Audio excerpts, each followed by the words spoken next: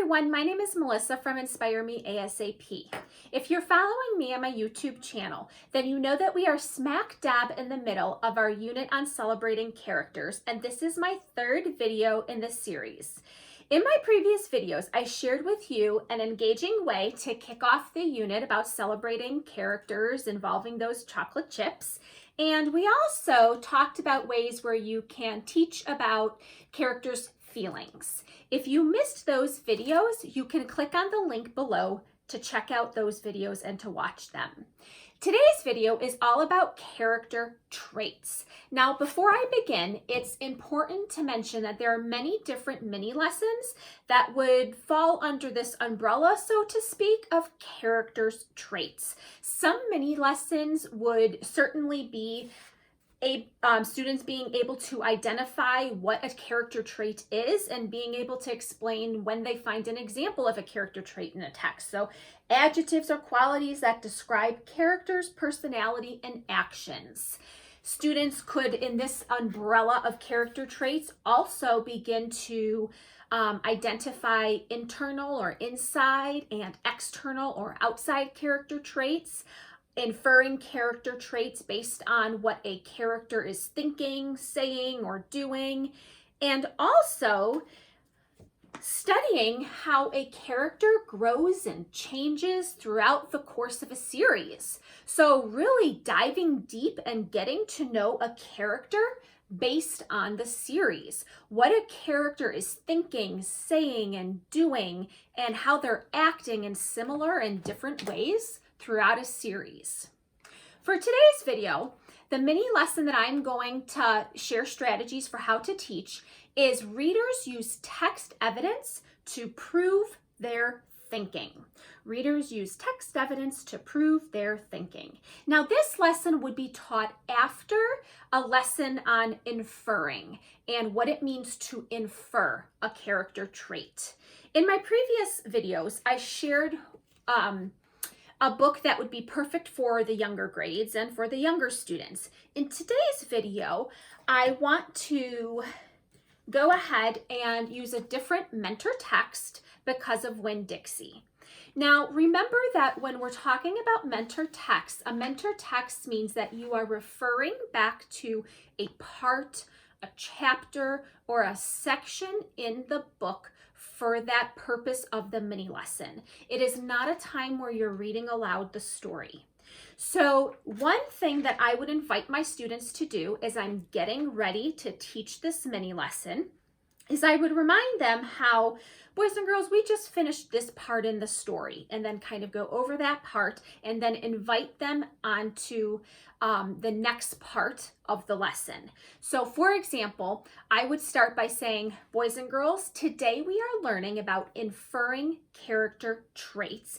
However, we are going to specifically learn how to use text evidence to prove that inference that we made. Now, strong readers use text evidence as a way to prove what they're thinking, their answer, or their idea that they have. Instead of just saying that a character is shy, Opal is shy, she is lonely, strong readers find the spot, the exact spot in the text that proves that the character is shy or lonely. When you use text evidence, you are going to find a specific example, a specific spot in the story. When you write text evidence, today we're going to learn how to use this pattern. I can infer that, name of the character, is character trait or feeling, and then on page blank, the author wrote. Boys and girls, that's where we provide our evidence that supports what we are thinking or saying. So let's go ahead and try that. If we were to look back at Because of Winn-Dixie, we were at the point in the story, and I used my sticky note to mark the spot. Guys, do you remember where we were at? We were at that part in the story where Opal noticed that Winn-Dixie ran away and it was missing. We were at the point in the story, we are on page 158, the chapter was 23, where she was getting ready for that party. And all of the guests were coming. Preacher was saying, your guests are here. And Opal was saying, I don't care. Winn-Dixie is missing. She was panicked.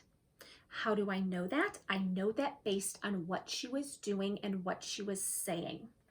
So boys and girls, here's what I want to do. I want to read just a section of this chapter, and I want you on your post-it note, I want you to write down what you are noticing, what you can infer about what Opal is feeling, and I want you to include the page number or the chapter, which is about chapter 24. So boys and girls, let's see if we can do that together. Me and the preacher started walking and calling Winn-Dixie's name. I was glad it was raining so hard because it made it easy for me to cry. I cried and I cried and I cried. I cried the whole time I was calling for Winn-Dixie. Winn-Dixie, I screamed. Winn-Dixie, the preacher shouted, and then he whistled long and loud. But Winn-Dixie didn't show up. I would then continue to read for a few more paragraphs, but for the sake of this video, I'm going to stop. And now is where I would turn to my students and ask them, boys and girls, when I read that section, what did you notice about what Opal was feeling, and where's your evidence to prove it? Turn and talk to your partner and share, what did you write on your note card? What did you write on your sticky note? I would give them a minute to do that, a minute or two to do that, and then I would share what I wrote down, and I would have this already done and ready to go. Boys and girls, here's what I wrote down. On page 161, Opal said, I was glad it was raining so hard because it was easy to cry. What Opal means is that she was lonely without Winn-Dixie. I can infer Opal is lonely on page 161 because the author wrote, I was glad it was raining so hard because it was easy to cry. Boys and girls, I just showed you how I used evidence on that page to prove what I was thinking. Now, could I have used a different part of the story? Of course you could have. Maybe the students came up with a different feeling that Opal was experiencing. Maybe it was desperation, panic that they came up with.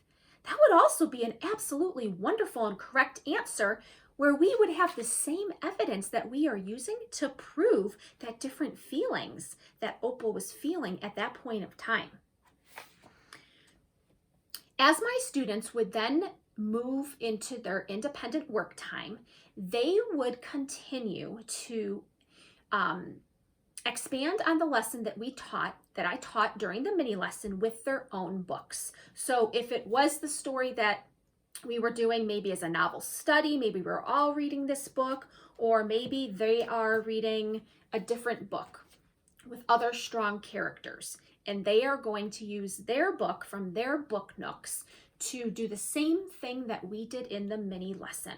They're going to apply what I taught to their own learning. So they would, on a note card, on a sticky note, in their reader's notebook, wherever it is where they keep track of their reading, they would write down the inference that they made with the books that they read, and most importantly for this lesson, they would write down the evidence to prove how they know that. As we were to come back together as a whole group, together as a class for the sharing and closing of the lesson, I would then call on a few friends to share the book that they read, have them read that passage out loud, and share with the class what their inference was and what evidence they used to prove what they were thinking. Okay, friends, there you have it. I sure hope that your students would also enjoy this lesson that I shared with you that teaches about inferring character traits and using that text evidence to prove what they are thinking. I also hope that you are going to check out my next video that I already have planned to share with you on how I'm going to wrap up my unit on celebrating characters. In the meantime, please be sure to hit that like button below if you found something useful in today's video, and also make sure that you are hitting the subscribe button so that you are not going to miss any of my future videos.